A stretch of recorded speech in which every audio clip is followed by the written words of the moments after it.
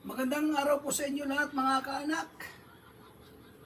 Luzon, Visayas at Mindanao. Disipulo Clan, Dais Clan. Ngayon pong araw nito po mga kaanak ay muli po ako na magsishare po ng salita ng Diyos sa inyo. At noong August sa 17 po mga kaanak ay hindi pa ako nakapag-share ng salita ng Diyos sa inyo dahil wala pong magbibideo sa akin. Yung aking anak po ay nasa Maynila. At nung linggo naman po, nung August 24 ay hindi rin po ako nakapag-share ng salita ng Diyos sa inyo dahil po anniversary po ng aming simbahan ng Philippine Good News International Incorporated. Kaya hindi pa ako nakapag-share ng salita ng Diyos sa inyo dahil busy po.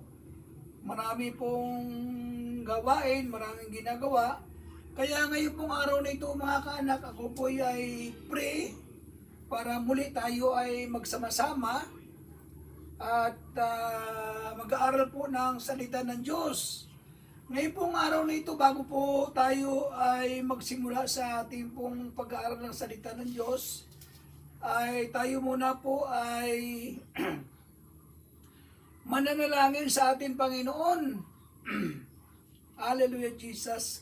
Ngayon po mga kaanak ay live po tayo sa Facebook at naka-internet po tayo. Ngayon po nga po na ito ay muli po tayo na mag-aaral po ng salita ng Diyos at tayo po ay mananalangin sa ating Panginoon. At yung nakakapanood ngayon pong oras na ito ay manood lamang po kayo at tayo po ay sama-sama na manalangin sa ating Panginoon.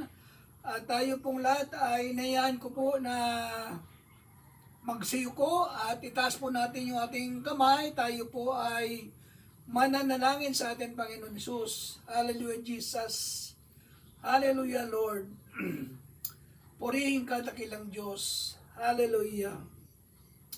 Your name is higher Lord Jesus. Hallelujah. Pinupuri ka namin Panginoon, tinataas ang iyong pangalan. Dinadakila, sinasamba namin ang iyong pangalan Panginoon. Hallelujah. Maraming salamat po sa araw na ito Lord God. Hallelujah.